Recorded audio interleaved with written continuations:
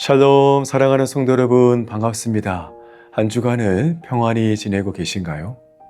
지난주 저는 시니어분들과 모임을 하면서 잠깐 이런 이야기를 나누었습니다. 예전에 우리가 야외 풀숲에 가면 항상 네잎클로바를 찾곤 했습니다.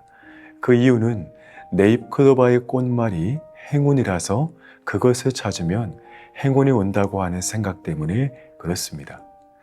그런데 네잎클로바와 달리 세잎클로바의 꽃말은 바로 행복입니다.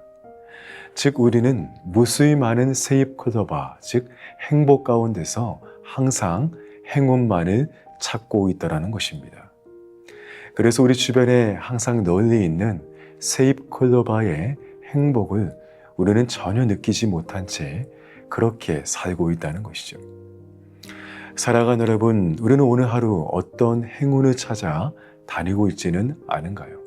하지만 기억해야 합니다. 우리는 이미 우리 주변에 널리 있는 행복 가운데 살고 있음을 말입니다. 오늘 하루 우리에게 주시는 하나님의 은혜와 평안 가운데 행복을 누리며 승리하는 복된 날이 되시기를 축복합니다. 오늘의 말씀을 함께 보시겠습니다. 오늘의 말씀은 에스라 4장 23절과 24절 말씀, 그리고 화면을 통해서 함께 보시겠습니다.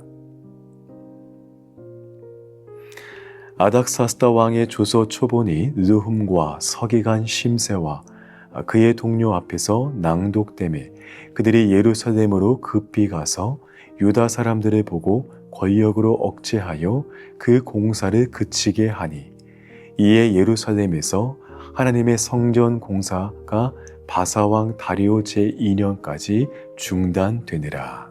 아멘. 오늘의 본문은 앞서 본문에 이어서 이제 아닥사스다 왕은 대적들이 올린 고소문을 역사 기록을 통해 살펴봅니다. 그리고 예루살렘 백성이 과거에 왕들을 거역했던 사실을 찾아냅니다. 왕은 즉시 엄중한 조서를 내립니다. 이 사람들에게 공사를 그치게 하여 그 성을 건축하지 못하게 하라는 그 명령이 떨어진 것입니다. 오늘 본문 그래서 23절 말씀 보니까요, 대적들은 왕의 조서 초본을 받자마자 급히 예루살렘으로 달려갑니다. 그리고 자신들의 권력을 등에 업고 무력으로 유다 사람들을 억압하여서 그 공사를 강제로 중단시킵니다. 그 결과 24절 말씀처럼 하나님의 성전 공사는 바사왕 다리오 제2년까지 중단되고 마는데요. 이 시기는 성전이 중단된 지 약 15년의 기간을 의미합니다. 여러분, 어떻게 보면 참 안타까운 모습입니다. 왜냐하면 하나님의 백성들이 큰 꿈을 품고 고국으로 돌아왔을 때 그들의 가슴은 얼마나 뜨거웠겠습니까?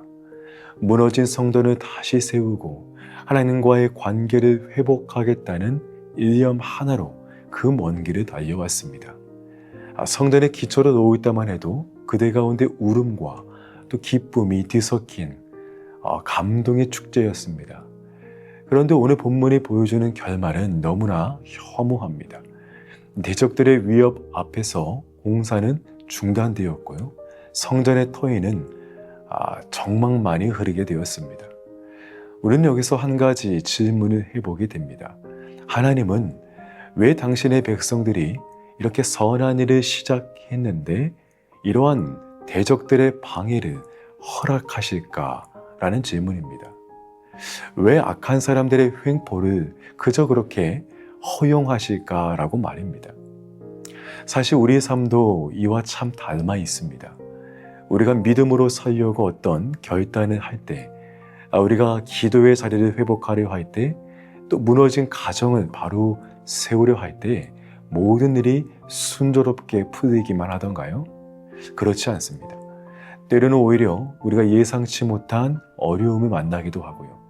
주변에서 좋지 않는 그런 소리를 듣기도 하고, 그런 순간에 어느 순간에는 우리 마음이 포기하고 싶은 마음이 들 때도 있습니다. 오늘 유다 백성들이 마주한 강제 중단이라는 이런 상황이 우리의 모습일 수 있다는 것이죠. 하지만 그럼에도 우리가 기억해야 할 것이 있습니다. 그것은 바로 이러한 중단된 역사 가운데서도 하나님의 주권과 섭리 아래 있다는 사실입니다. 사랑하는 성도 여러분, 오늘 본문은 성전의 공사가 멈췄음을 기록하고 있지요. 하지만 더 중요한 것이 무엇입니까? 비록 성전의 공사는 멈췄지만 하나님은 멈추지 않으신다는 사실입니다. 사람들이 보기에는 15년 동안의 이 중단으로 모든 것이 끝난 것처럼 보였습니다. 자신들의 대적들이 승리한 것처럼 보였고요. 마치 하나님의 일이 실패한 것처럼 보였습니다. 그러나 여러분, 성경은 언제나 우리에게 한 가지 진리를 말씀합니다. 그것은 바로 하나님의 놀라운 역사는 어떤 것으로도 방해받지 못한다는 것입니다. 하나님의 계획은 어떤 공격과 방해로도 좌절되지 않는다는 것입니다. 그래서 성전이 멈춘 이 시간은요, 결코 낭비하는 시간이 아니었습니다. 오히려 하나님은요, 그 멈춤의 시간 속에서도 그분의 섭리와 그분의 역사를 여전히 일하고 계신다는 것이죠. 왜냐하면 하나님은요, 어떤 건물을 세우는 것보다 바로 하나님의 사람들, 그 사람을 세우는 데 목적이 있기 때문입니다.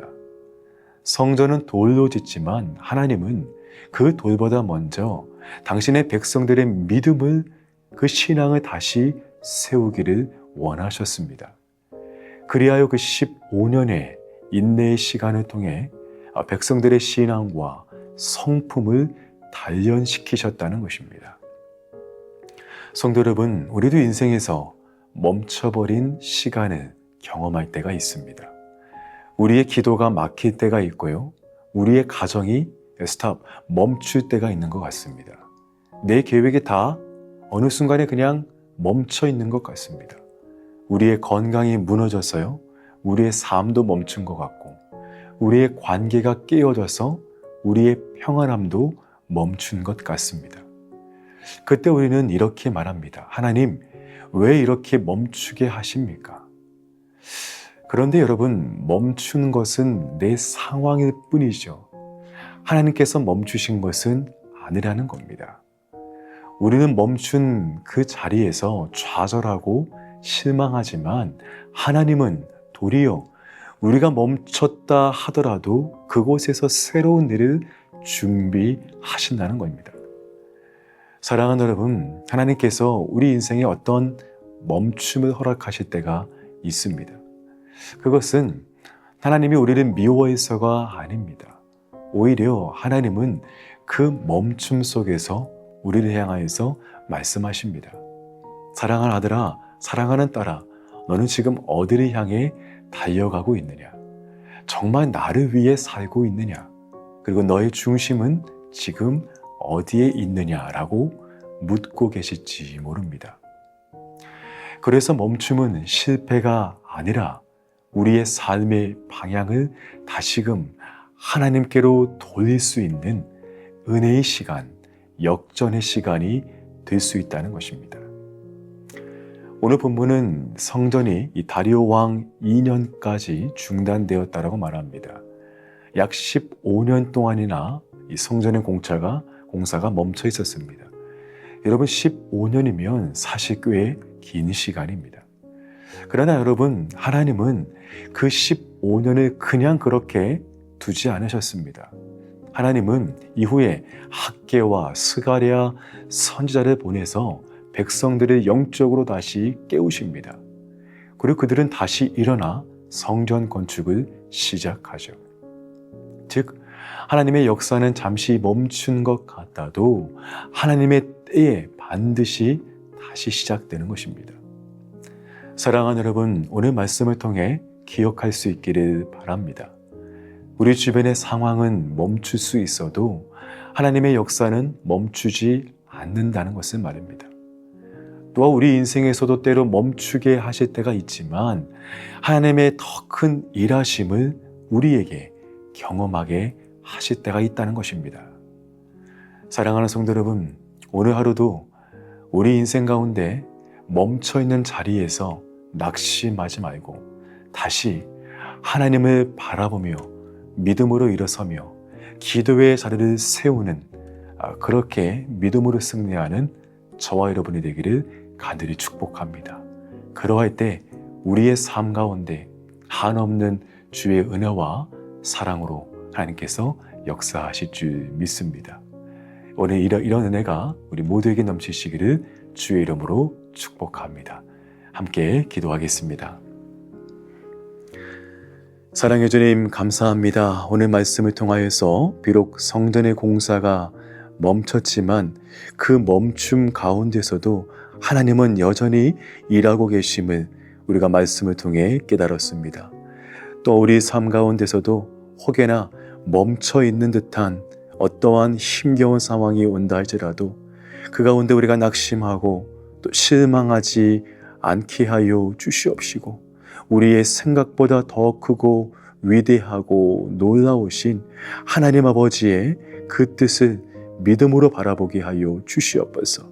그러할 때 우리가 그 멈춰진 자리에서 다시금 기도로 말씀으로 일어서게 하여 주시옵시고 나에게 멈춤을 허락하신 하나님의 더 큰 뜻을 분별할 수 있는 저희들 모두가 되게 하여 주시옵소서. 오늘 하루도 주께서 우리와 함께 하심을 믿사오며 이 모든 것을 예수님의 이름으로 기도하옵나이다. 아멘. 우리 계속해서 함께 기도하시겠습니다.